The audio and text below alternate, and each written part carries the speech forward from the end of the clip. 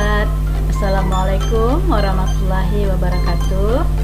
Kali ini kita akan belajar tentang klasifikasi makhluk hidup, pemberian nama ilmiah dan kunci determinasi. Bersama saya Khalida Agustina, guru IPA dari MTSN 3 Medan.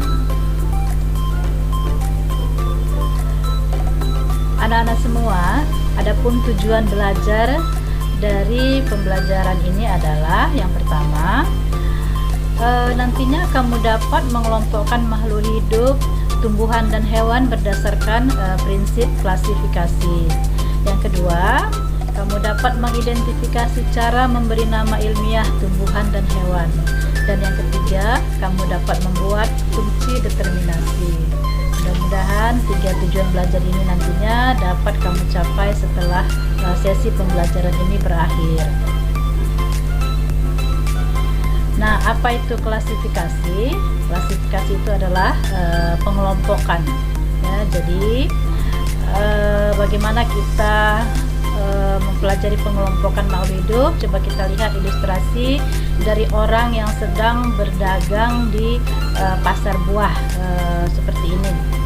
Kita lihat di sini para pedagang mengelompokkan barang dagangannya berdasarkan buah-buahan dalam satu keranjang. Ada buah jeruk dalam satu keranjang, ada buah pisang, ada buah semangka dan sebagainya. Pedagang-pedagang yang lain juga seperti itu, misalnya penjual sayur, penjual ikan dan lain-lain.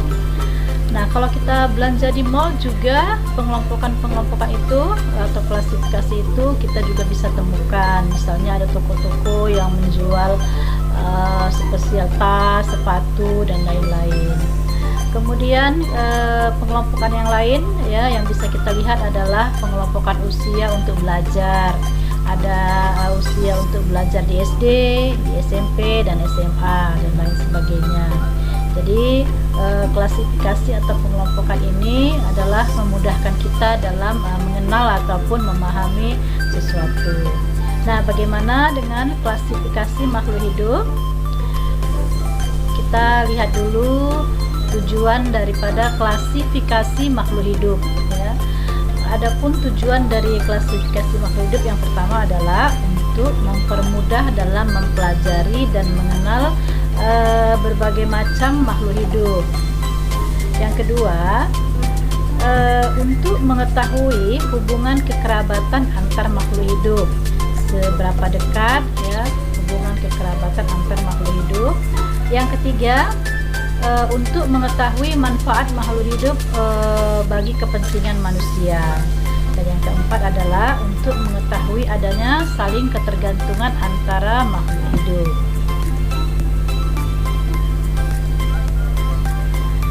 Ilmu yang mempelajari tentang makhluk hidup disebut dengan taksonomi. Jadi takson atau urutan kelompok ya, yang dipelopori oleh Bapak Carolus Linnaeus ya. Jadi ini adalah ahli yang mempelajari tentang bagaimana makhluk hidup itu dikelompokkan yang di dalam berupa urutan dari takson atau kelompok ya. Jadi apa itu klasifikasi? Yaitu klasifikasi makhluk hidup adalah suatu cara memilah-milah dan mengelompokkan makhluk hidup menjadi golongan-golongan atau unit-unit tertentu. Nah, jadi secara umum klasifikasi makhluk hidup itu bertujuan untuk mempermudah mengenali, membandingkan dan mempelajari makhluk hidup. Ada beberapa dasar yang digunakan untuk mengklasifikasikan ataupun mengelompokkan makhluk hidup. Nah, beberapa yang dijadikan dasar itu diantaranya adalah berdasarkan persamaan ya, jadi yang sama dikelompokkan dalam satu kelompok. Juga berdasarkan perbedaan ya, jadi kalau dia berbeda berarti dia tidak disatukan dalam kelompok ya, tapi dia kelompok yang lain ya. Kemudian berdasarkan manfaat, kemudian berdasarkan ciri morfologi atau bentuk luar tubuh dari makhluk hidup. Bisa juga berdasarkan anatomi ya, bentuk bagian dalam makhluk hidup, dan berdasarkan ciri biokimia dari yang dimiliki oleh makhluk hidup. Nah, kita bisa lihat di sini urutan dari kelompok atau takson menurut Linoscorolus dalam tabel berikut. Ya, di sini ada urutan ya dari atas ke bawah. Ini ada yang berbahasa Latin, ada berbahasa Indonesia, dan berbahasa Inggris. Ya, di sini urutan yang paling atas itu adalah regnum dalam bahasa Latinnya, dunia dalam bahasa Indonesianya, dalam bahasa Inggrisnya disebut dengan kingdom. Ya, untuk urutan kedua ada division ya atau phylum. Kalau division ini untuk hewan, phylum untuk tumbuhan. Ya, kalau bahasa Indonesia divisi atau phylum, bahasa Latinnya divisio dan phylum. Yang ketiga kelas ya, di sini kemudian ada order untuk bahasa Inggrisnya. Kalau bahasa Inggrisnya bangsa, kalau bahasa Latinnya ordo. Ya, ada family ya, suku dalam bahasa Indonesianya, familia dalam bahasa Latinnya. Ya. Kemudian ada genus untuk bahasa Inggrisnya, kalau bahasa Indonesianya marga. Ya, kalau bahasa Latinnya genus. Kemudian ada spesies yang paling bawah ini. Jenis dalam bahasa Indonesianya, spesies juga dalam bahasa Latinnya. Jadi anak-anak semua ini diingat karena dalam soal-soal ujian nanti evaluasi biasanya soal-soal seperti ini ditanyakan. Jadi kamu harus ingat urutan-urutan dari pengelompokan takson menurut Linoscorolus ini ya.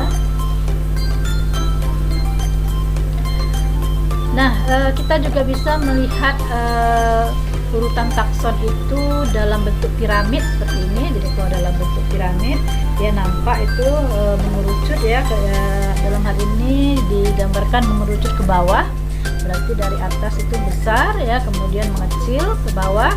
Ini dari bawah ke atas ini mempunyai persamaan ciri makin sedikit. Kalau dari atas ke bawah, kebalikannya tentunya dari atas ke bawah persamaan cirinya itu semakin banyak ya, sedangkan yang di sini disebutkan dari atas ke bawah jumlah anggota makin sedikit.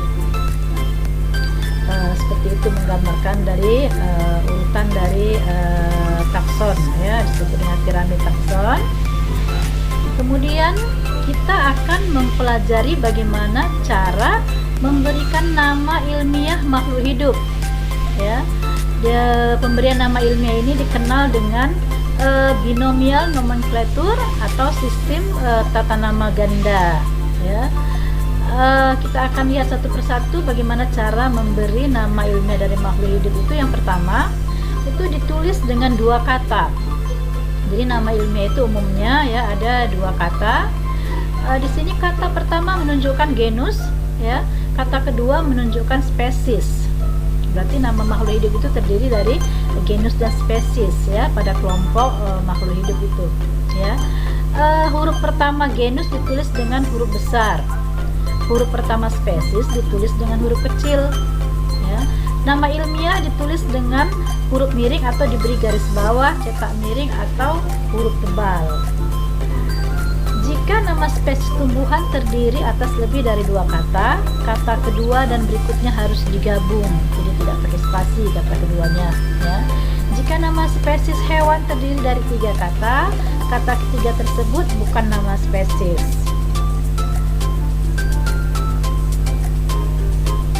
Nah, kita lihat di sini bagaimana contoh klasifikasi dan pemberian nama ilmiah pada tanaman padi. Kita lihat di sini klasifikasi padi itu atau pengelompokan padi itu, kingdomnya bernama Plantae, divisinya bernama Spermatophyta, kelasnya bernama Monocotyledanae, untuk tingkatan ordonya bernama Poales, untuk tingkatan famili bernama Poaceae, genusnya bernama Oryza, sedangkan spesiesnya itu adalah Sativa. Sehingga kita memberi nama padi itu tadi terdiri dari genus dan spesies ya, sehingga nama ilmiah padi adalah Oryza sativa. Nah, untuk genus huruf pertamanya ini huruf besar, sedangkan untuk spesiesnya ini huruf kecil. Dan kita memilih di sini adalah yang bercetak miring ya, bercetak miring, jadi boleh dengan menggarisbawahi atau bercetak tebal ya, cara menuliskan nama ilmiah seperti itu. selanjutnya kita akan belajar tentang kunci determinasi. Apa itu kunci determinasi? Yaitu petunjuk yang dapat digunakan untuk menentukan famili, ordo, genus atau spesies pada hewan dan tumbuhan. Untuk bisa membuat kunci determinasi diperlukan satu kunci yang terdiri dari sederetan pernyataan ya, yang terdiri dari 2 baris dan berisi deskripsi dari ciri-ciri organisme yang disajikan dengan ciri yang berlawanan. Nah, kunci ini disebut dengan kunci dikotom. Jadi untuk bisa membuat kunci determinasi yang digunakan untuk menentukan famili, ordo, genus atau spesies suatu hewan atau tumbuhan, yang pertama tentunya harus membuat kunci dikotom dulu. Apa itu kunci dikotom? Yaitu kunci yang terdiri dari 2 baris pernyataan yang berlawanan ya. Pernyataan itu berisi deskripsi atau gambaran dari ciri-ciri suatu makhluk hidup yang berlawanan. Untuk lebih mudahnya, mari kita lihat dulu bagaimana cara membuat kunci determinasi ya. Di sini disajikan ada 5 buah hewan ya, 5 dalam kelompok hewan ya, yaitu ada cumi-cumi, ada komodo, ada babon, ada lobster, ada bebek ya. Nah, kita coba untuk membuat kunci determinasi dari kelompok hewan ini. Nah, tadi syaratnya untuk bisa membuat kunci determinasi akan nanti kita tuliskan di kotak di bawah ini. Kita terlebih dahulu harus membuat kunci dikotom, yaitu berisi pernyataan ya, 2 baris merupakan ciri-ciri dari makhluk hidup yang akan kita buat determinasinya ini. Kira-kira ciri-ciri apa yang kita pilih ya sebagai kunci dikotomnya? Mungkin kita bisa memilih ciri dari hewan bertulang belakang ya. Itu baris pertamanya, hewan bertulang belakang, tentu lawannya adalah hewan tidak bertulang belakang nantinya. Kita sebut dengan 1A di sini hewan bertulang belakang. Dari 5 hewan ini yang bertulang belakang itu adalah komodo ya, babon dan bebek ya. Nah, untuk 1B-nya sebagai lawan dari 1A adalah tulisannya adalah ya, hewan tidak bertulang belakang, yaitu sisanya cumi-cumi dan lobster ya.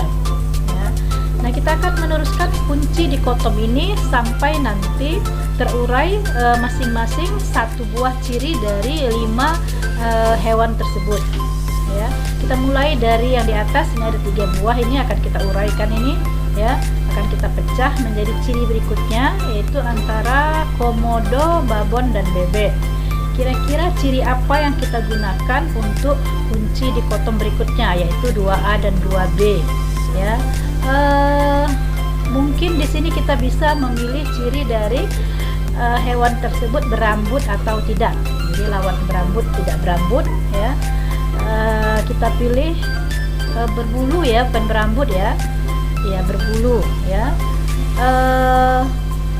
Rambut dengan bulu itu berbeda ya. Kalau bebek dia itu berbulu, kalau dia babon itu berambut ya, sama dengan manusia ya, hewan menyusui itu berambut ya. Jadi yang di sini adalah berbulu itu bebek. Kemudian yang tidak berbulu sebagai lawannya dari kunci dikotom itu adalah komodo dan babon ya. Dia tidak berbulu. Nah, bebek sudah terpisah menjadi sendiri, sudah punya ciri sendiri. Kemudian yang 2 ini dulu ya, komodo dan babon. Antara komodo dan babon, apa kira-kira ciri yang kita buat sebagai kunci dikotomnya? Bisa bebas memilih, bisa misalnya reptil ya, jenis reptil dan tidak reptil ya. Tentunya komodo itu reptil, babon itu tidak reptil. Apalagi misalnya menyusui tidak menyusui ya, bersisi tidak bersisi. Nah, barangkali kita pilih yang bersisi tidak bersisi ya. Jadi kalau bersisi itu komodo karena dia jenis reptil itu ya, sama seperti buaya, dia bersisi. Sedangkan yang tidak bersisi adalah babon nih ya. Nah, sekarang bebek, komodo, babon sudah terpisah dari kelompok ya, untuk mempunyai masing-masing ciri. Tinggal cumi-cumi dan lobster. Ciri apa yang kita pakai untuk membedakan cumi dan lobster? Tentunya yang paling mudah di sini adalah punya cangkang atau tidak bercangkang ya. Jadi untuk kunci di kotom 4A dan 4B-nya bercangkang itu adalah lobster, sedangkan yang tidak bercangkang itu ya adalah cumi-cumi ya. Nah, sekarang kelima hewan ini sudah masing-masing terpisah sendiri-sendiri, kita sudah bisa menentukan kunci di kotomnya ya. Jadi kunci determinasi ya, kunci determinasinya. Nah, inilah yang disebut dengan kunci di kotom yang sudah kita buat 1A sampai dengan 4B ini ya, itu namanya kunci di kotom ya. Kunci di kotom ini diperlukan untuk membuat kunci determinasi. Nah, bagaimana menurunkannya menjadi kunci determinasi? Masing-masing hewan tersebut kita data kuncinya. Bebek itu ada pada 1A ya di sini dan 2A ya. Kemudian komodo ya, komodo itu ada di 1A, ada di 2B ya, benar ya, tidak berbulu di atas, hewan tidak bertulang belakang, komodo. 3A bersisi ya, jadi ini kunci determinasi dari komodo. Kemudian babon, kita lihat babon itu 1A hewan bertulang belakang ya, benar. 2B itu tidak berbulu, benar, melainkan berambut ya. 3B tidak bersisi. Nah, itu kunci determinasi dari babon. Lobster, kita lihat 1B hewan tidak bertulang belakang ya, dan 4A itu bercangkang ya, lobster. Kemudian cumi-cumi ya, cumi-cumi itu ciri pada 1B hewan tidak bertulang belakang dan 4B tidak bercangkang ya. Ini kita sudah temukan masing-masing dari hewan yang 5 ini kunci determinasinya. Jadi inilah yang disebut dengan kunci determinasi itu ya, yang ada pada kotak ini. Ini adalah kunci determinasi. Jadi mudah kan? Nah, siswa harus berulang-ulang. Mungkin kalau belum paham, dipahami lagi dengan melihatnya video ini berulang-ulang, sehingga nanti kamu bisa memahami apa itu kunci determinasi dan lain sebagainya. Nah, anak-anak hebat semua ya. Demikian saja barangkali yang bisa saya sampaikan. Mudah-mudahan Anda semua dapat memahaminya. Sekian dan terima kasih. Assalamualaikum warahmatullahi wabarakatuh. Bye bye.